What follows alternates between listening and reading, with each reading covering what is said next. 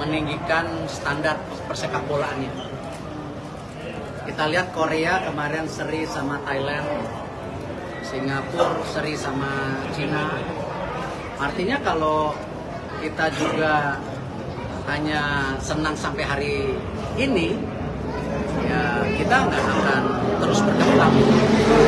Sama seperti yang saya bilang ketika Vietnam di atas kita jauh 5-6 tahun yang lalu kita bingung, ya kita harus terus berbenah diri. Artinya mereka juga secara fisik keras.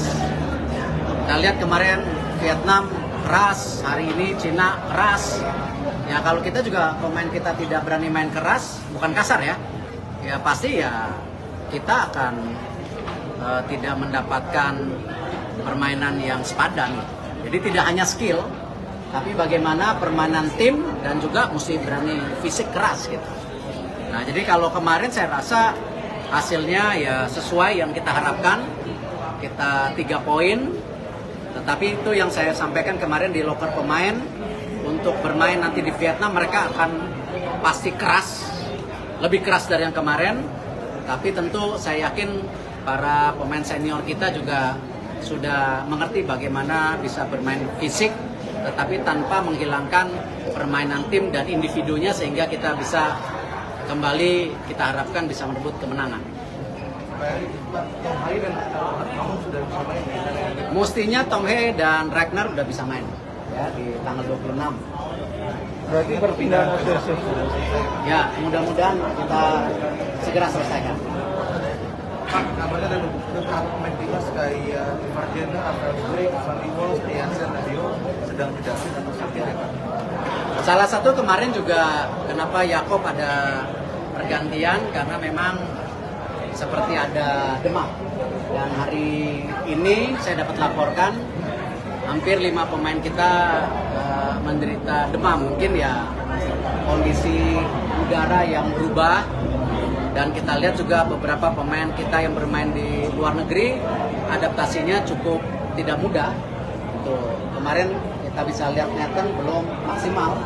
Ya bermain bagus tapi belum maksimal. Tapi Jay Indes, Rido, ya kan, Justin sudah bermain solid di belakang. Jadi ya memang ya kita coba jaga kondisi mereka supaya mereka bisa tampil maksimal nanti di Vietnam. Pak, 5 pemain yang demam itu dibawa ke Vietnam dan bisa main di sana? Saya tidak tahu, nanti keputusan dari pelatih dan tim dokter. Untuk pertandingan hari ini saya rasa ini pertandingan ketiga yang kita lakukan, karena U20 ini kan targetnya juga ingin masuk Piala Dunia. Dan tentu kita melakukan persiapan yang serius. Waktu itu hampir 1 bulan lebih kita ada TC di Indonesia, lalu ke Qatar, lalu Indonesia lagi, bertanding melawan waktu itu Thailand dan Uzbekistan. Nah, kemarin break, sekarang udah 2 minggu lagi, hari ini lawan China. Ada peningkatan, tetapi saya masih mengharapkan jauh lebih baik dari hari ini. Ya, tadi selain keras, saya berharap bisa bermain tim tidak individu. Karena secara individu saya rasa beberapa pemain U20 ini sudah bermain di Liga 1, jadi mereka punya skill yang luar biasa, tinggal bagaimana meramu mereka menjadi sebuah tim yang kuat. Pak, GBK kemarin belum maksimal Pak, ada nilai atau Saya sudah meminta keseriusan daripada GBK untuk masalah rumput. Ya, hari ini juga saya sudah minta dari PSSI, dan kemarin Bapak Presiden sendiri menginstruksikan Menteri Pak Basuki seperti biasa untuk melakukan percepatan perbaikan, tetapi dari GBK sendiri ya mulai hari ini harus serius menjaga kondisi daripada lapangan ini, karena jangan sampai muka Indonesia dilihat tidak baik di dunia, karena ini pertandingan yang disiarkan di dunia, karena ini kualifikasi Piala Dunia. Jadi kemarin dari GBK menyanggupin, jadi saya menunggu bulan Juni ketika kita menjadi tuan rumah melawan Irak dan Filipina, ya kita buktikan janjinya mereka.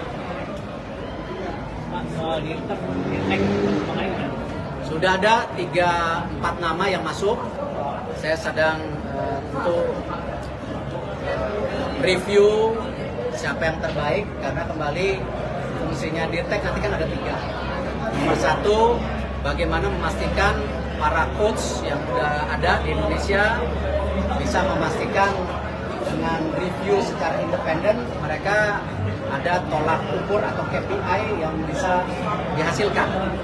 Yang kedua juga saya mengharapkan Dirtek ini juga nanti dibantu yang muda untuk mulai melakukan tadi pendalaman bagaimana pelatihan di Indonesia 2 tahun ke depan ini harus punya jumlah data pelatih yang tarafnya sudah taraf bagus. Karena salah satu review yang saya dapat dari beberapa tim yang saya turunkan ke lapangan dari luar negeri, mereka melihat standar pelatihan kita harus ditingkatkan. Dan yang ketiga, secara jangka panjangnya kita harapkan juga dengan ada Dirtek, dengan pelatih-pelatih senior seperti Coach Indra, Coach Sintayong, sekarang ada Coach Saturo dari Jepang, Coach Nova, ya kita bisa mulai menemukan apa sih permainan sepak bola versi Indonesia.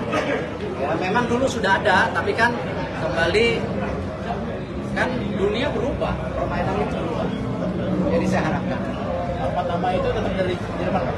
Kenapa? 4 nama Dirtek itu tetap dari Ada dari Jerman, ada dari Belanda, ada dari Spanyol, satu lagi dari Inggris. Pak, biasanya kalau ke Vietnam dapat pengalaman mulu-mulu pakai lapangan kurang bagus dan segala macam. Apakah untuk kali ini sudah dipastikan bakal Oh, saya nggak tahu. Kemarin juga lapangan kita belum maksimal. Tahun lalu kan 5-10 atau 2 pemain Rafael Struijk dan Ferdinand 2020. Tahun ini kita menargetkan untuk terus ke Piala Dunia U24. Apakah akan terjadi?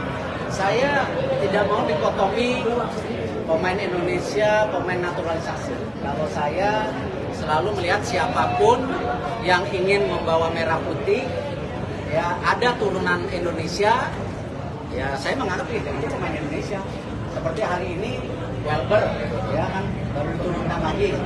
Ya Welber ibunya memang orang Indonesia banget, ya kan. Terus bapaknya